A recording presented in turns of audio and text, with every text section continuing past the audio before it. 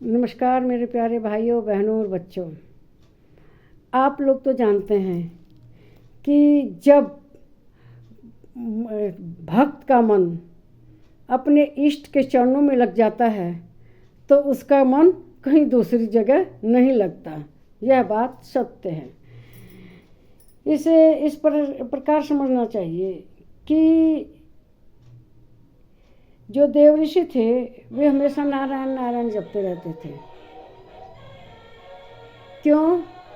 क्योंकि उनका मन हमेशा नारायण में ही लगा रहता था और इसके अलावा उनका कहीं भी मन नहीं लगता था।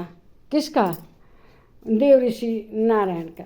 जानते हैं जो नारद जी थे वे किसके पुत्र थे? नारद जी पुत्र थे ब्रह्मा जी के, लेकिन वो दिन रात ब्रह्मा जी नहीं कहते थे, क्योंकि उनका मन लगता था नारायण के चरणों में। और जब भक्त का मन अपने इष्ट के चरणों में लग जाता है तो उसको कुछ नहीं अच्छा लगता। वह केवल अपने इष्ट के ही ध्यान में रहता है और दिन रात उनका ही चिंतन करता है। तो इसीलिए कहा गया है कि जिस भक्त का मन अपने इष्ट के चरणों में रहेगा उसका मन कहीं दूसरी जगह लग ही नहीं सकता। तो इसी तरह से एक बार हिमालय पर्वत पर सभी ऋषि लोग बैठे हुए थे और सब चिंतन कर रहे थे, भगवान का ध्यान कर रहे थे। उस समय वहाँ ये भी थे नारद जी। तो नारद जी को देखकर सब लोग अब सोचने लगे कि अब इनसे भक्ति के बारे में पूछा जाए कि भक्ति कैसी होनी चाहिए, किस तरह का भक्त होना चाहिए, भगवान को उसे कैसे प्राप्त करना चाहिए। इसी तरह की बातें हो रही थी। तो उन्होंने कहा, यत् प्राप्य न किंचित वांछन्ति न सोचति न देष्टि न रमते नो तत्साही भक्ति। भक्त को प्राप्त करने वाला कुछ और नहीं चाहता।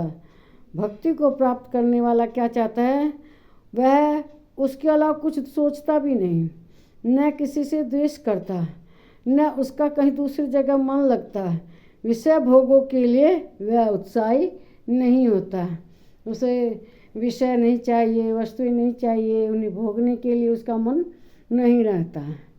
इसी तरह से भगवान नाम का जाप कीर्तन का सुभित संगीत देवात्मा हिमालय के अणु अणु में व्याप्त होता गया। भक्ति चेतना की सघनता से वहाँ उपस्थित ऋषियों, देवी और दिव्य विभूतियों के अंत संपादित हो उठे। हिमालय की पावनता भक्ति गाथा के निरंतर श्रवण से और भी अधिक पावन हो रही थी। सब और विशुद्ध तत्व का भाव में उद्वेग हो रहा था। हिमालय के हिमाच्छिद शुभ शिखर मौन नीरव समाधि में डूबे हुए थे। निर्विचार भावमयता का अविरल अदृश्य प्रवाह और कुछ भी नहीं सुनने को प्रेरित कर रहा था। महर्षि विश्वामित्र का महातेजस्वी वहाँ आज रोमांचित था। उन्होंने भक्ति विह्वल हो सभी जनों को प्रणाम करते हुए कहा, भक्ति गाथा का श्रवण से अधिक और कोई सुख नहीं है। मेरा देव ऋषि नारद से अनुरोध है कि हम सभी को अपने अगले सूत्र से अनुग्रहित करें। सभी ने इस कथन से अपनी संवेद सहमति जताई। महर्षि विश्वामित्र ने हम सभी के हृदयों के उद्गार व्यक्त किए हैं। हम सभी देव ऋषि से आग्रह करते हैं कि कुछ और कहें। महर्षियों के इस आग्रह से देव ऋषि की भाव में तल्लीनता में कुछ न स्फुरण हुए। वे कहने लगे, हे महर्षि जन, हम बड़भागी हैं जो आप सबके पावन सानिध्य से में भक्ति और भक्त एवं भगवान की दिव्य लीला का अवगाहन कर रहे हैं। भक्ति की महिमा ही कुछ ऐसी ही है कि जो इसे पा लेता है उसे कुछ भी नहीं अच्छा लगता। मेरा आज का सूत्र भी कुछ यही है। फिर कहते हैं, देव ऋषि नारद ने ईश्वर सूत्र में सभी के मन अनायासी गुथने लगे। उनके भाव में एक अनोखी मिठास घुलने लगी। तभी एक अनोखी घटना ने सभी का ध्यान आपस में खींच लिया अपने पास, और सबने देखा कि दूसरे सूर्य के समान परम तेजस्वी ज्योतिपुंज आकाश से अवतरित हो रहा है। हिमालय का यह पावन परिसर इस महासूर्य के प्रकाश से आपूरित हो रहा था। कुछ ही क्षणों में यह परम तेजस्वी ज्योतिपुंज मानव आकृति में परिवर्तित हो गया। अद्भुत स्वरूप था इन महाभाग का। इनके सारे शरीर का सघन रोमावली थी, परंतु प्रत्येक रोम ज्योति किरण की भांति प्रकाशित हो रहा था, जैसे कि भगवान भुवन भास्कर के शरीर की उनकी सग्रह सहस्र किरणें घेरे हों। एक बारगी सभी चमत्कृत थे, परंतु महर्षियों कल्पजियों और महर्षि मार्कंडेय एवं देवर्षि नारद को उन्हें पहचान में अधिक देर न लगी।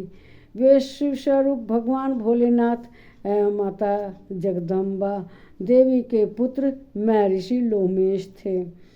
एक बार इंद्र ने बहुत सुंदर बनाया महल, तो उसमें उन्हें बुलाया देखने के लिए कि बताओ इससे भी ज़्यादा सुंदर कहीं महल है। तो उन्होंने कहा कि देखिए वो तो हमेशा रहने वाले, तो बहुत लंबी आयु थी विश्व। उन्होंने कहा, अरे ये क्षणभंगुर जीवन के बारे में कितनी चिंता करते हो इंद्र।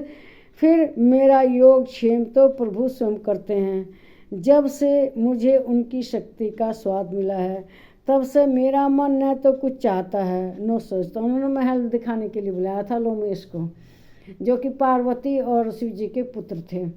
और वो तो उनके सामने कितने ब्रह्मा आए समाप्त हुए, कितने युग आए गए, इतनी बड़ी उनकी आयु थी। तो उन्होंने कहा कि देखो मेरा किसी चीज़ में ये नहीं है, आकर्षण नहीं है, और ना मेरा किसी चीज़ को अच्छा बुरा लगता है, मुझे सब एक जैसा लगता है।